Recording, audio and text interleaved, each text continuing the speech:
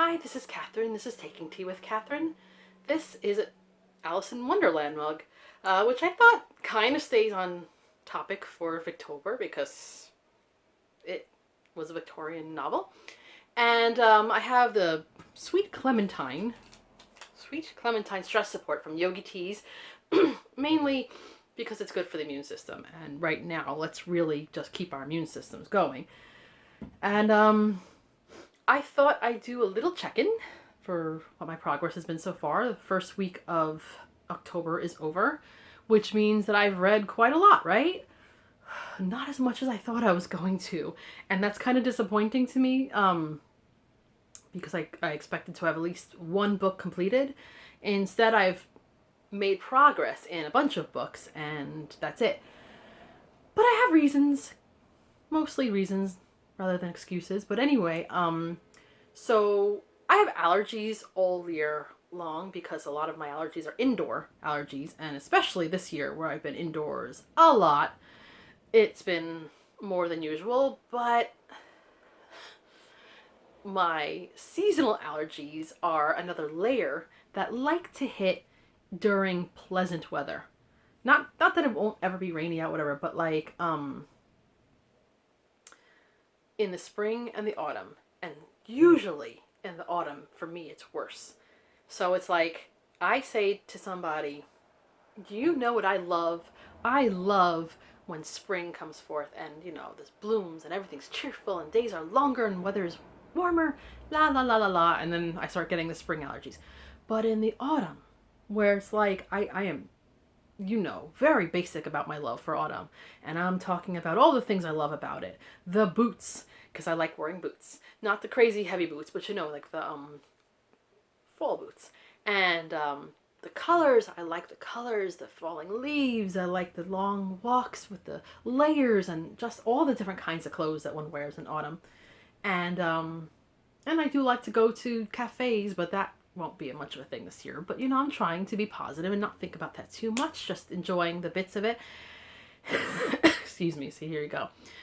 And then of course I forget, as every year it goes by, that in some point in September and October I get slammed. I get massacred by allergies. And they feel a bit like a head cold, but no fever, nothing like that. Just, I get more tired, probably because, some of the meds wear me out, and also, it's just harder to sleep. And I get like my asthma starts to act up, and my sinuses get really bad. Lots of sneezing, itchy nose, that kind of thing. Why am I talking about this right now? Well, I'm trying to explain, number one, why I haven't done too many videos recently, because I'm constantly sounding but also so I'm going to keep doing that in the video, sorry. But also because the sinus pressure has been really bad right now, it has added to some headaches, which makes my reading not as easy as I would like it to be. So, not that I'm not reading, but there are times of the day when I normally would be in a book, and instead I'll just put the TV on to something that isn't bright or loud, and just veg to that instead. Which I don't mind sometimes, but I feel like in October I really want to focus on reading. The thing I've been watching this time, which was something I was watching for a few years and then I stopped, was reruns of Gilmore Girls. I didn't watch it on its first run. I just didn't. I just had no desire to. I don't know why. I just didn't. And then when it came to Netflix in 2014, I thought I'd give it a shot because I kept seeing websites about it and, articles, whatever. So I watched it, and I mean, autumn is the time to watch that show. It is just so autumnal feeling. So yeah, I got a bit hooked that year, and then the following year. Every time autumn would come along, I just wanted to watch it. So I did that until the revival came out, and it was a bit disappointing, and I started to really dislike one of the characters, and it just made me tired of the show. So I just stopped watching. I don't think I watched a full episode for a couple of years. And then, I don't know, sometime at the end of September when my allergies were acting up and I just wanted to relax, I just put it on, and then I just kept watching it whenever, whenever I wasn't working, reading, doing anything, I should be doing. And maybe when I should have been doing things. So I'm not ashamed of that, because sometimes you just need a little bit of comfort food, whether it's the most nutritional comfort food or not. And actually, just a few days ago, it reached its very first airing was 20 years ago. So it was a big anniversary for the show, which is weird because I think that was one of my trips to the UK was during the time. So I probably wouldn't have watched it. No. Anyway, not that matters, but I like to slide that in sometimes. But so yeah, so I have been reading, but not that voracious that I did last year. So I will show you the progress I've made and what I'm gonna continue reading as the next days go along. So this is kind of like a check-in, almost like a Friday Reads, but that's about it. And yes, of course I panic when I start feeling sick in any way, but I know logically that this is the same way I feel every year at some point in the autumn. But you know what? Maybe it's good that I have stress support. So, the one book that I feel like I've really suddenly, I started it a little bit later than the other ones, but then as soon as I started, I was like, hey, I really like this one, and I'm glad, because this is the book everyone said, you have to read this, and that is Jane Eyre by Charlotte Bronte. And yes, it's been time for me to read this for 20 years, and probably closer to 30 years, and I just kept putting it off just because I'd seen adaptations, I read a graphic novel of it, so I figured I know what the story is. I don't feel like I've really experienced the story yet, though, until I read this book. And, well, I haven't even finished it yet, obviously. I've only gotten maybe a quarter through, but I just said, wow. It's pretty much so far as good as everyone said it would be. My only struggle is that this is one of the books that I have where the writing is so small that, I have good lighting in certain parts of my apartment, so it's not so hard to read. My glasses are still quite good, but with the sinus headaches, whiny. But you guys paid hear me whine, right? No, you don't pay at all. So free whining. Anyway, I really like it so far, and I'm really glad I do. I also started the other read along, which is Shirley by Charlotte Bronte. The cover is off right now while I'm reading it. But I kind of like the way this looks, right? But I found, as I was opening it up, I found this is so stupid, but I don't know if you can see it. I found a little spot on the side that has been so distracting to me because I don't remember seeing it before. I cannot believe myself how absolutely crazy I am about that sort of thing. I was able to find a moment recently to go to the Strand bookshop in New York, which I've been trying to get to, the actually original one. And I wasn't there very long. I got something. I'll go into that another time. But I was looking at some, discount novels, and they had a trollop that the name escapes me. He's had over 40 books, and I'm not going to remember all the titles. But it was one that sounded like I'd never heard of it before. And it sounded like something that I'd have a dream about. But it was $4, which isn't that bad for a trollop. I was going to buy it, but the side had these weird, brownish red dots on the side. And I know it was probably just wear and tear or whatever. But it made me think of bed bugs. Because, I've seen online examples of what happened to some books as a result of bed bugs. And I know that that's being paranoid. I know the stain on this book doesn't look like that at all. It's just a random little tiny dot. But that book I was not going to buy for $4. I was not going to buy it for anything. So it's a shame because I've never ever seen that edition or that book, that title ever in a shop or even online of Anthony Trollope's. So I just couldn't bring myself. I'd rather read it on an e-reader. That's how much I wouldn't read that particular edition, even though it's probably not bed bugs. But you know what? It doesn't hurt to be a little paranoid when it comes to that sort of thing. Just like it doesn't hurt to be paranoid about one's health right now. Okay, enough about that. So the other novel that I've started, I still haven't gotten extremely far. This is the book that I was taking with me to read. And I don't go out that much, so I haven't made that much progress.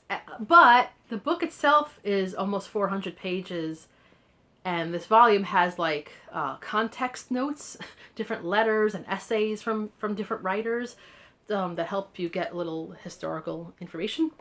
So that takes up a big chunk of this book. North and South, by the way, by Elizabeth Gaskell. And I've wanted to read this for so long, and I'm so glad, like Jane Eyre, I'm so glad I'm reading it and so far enjoying it. It feels like I'm going to keep enjoying it, but the writing is also kind of small with this one. But I'm going to just keep on trudging along.